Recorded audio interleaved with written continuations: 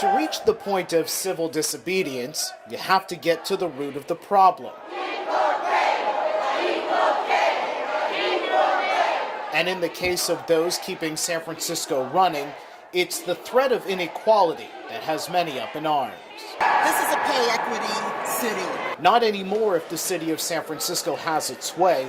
The city is threatening to cut the wages of workers in 45 classifications, with jobs held predominantly by women and people of color, many of the people you see here.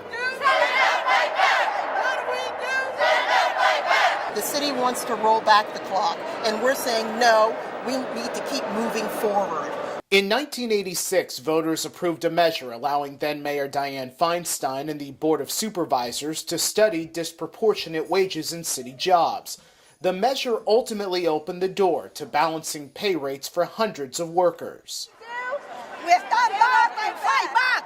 Now the city, armed with comparisons to workers outside of San Francisco, aim at recreating the two-tier system that was destroyed decades ago. The city passed laws to be able to prevent this kind of pay inequity from happening, and now the city wants to go back on that by putting forward this proposal to cut down those 45 classifications. The city finances are in order, according to Local 1021 member Lupe Arreola, who says the union won't stand for this injustice.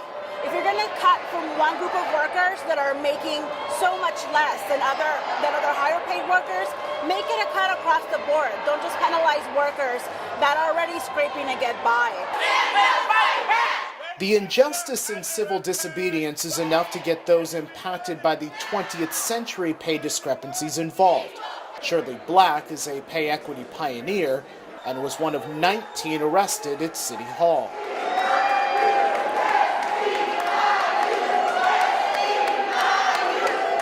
And the fight continues in and out of City Hall to guarantee continued equality for the people who keep the city running.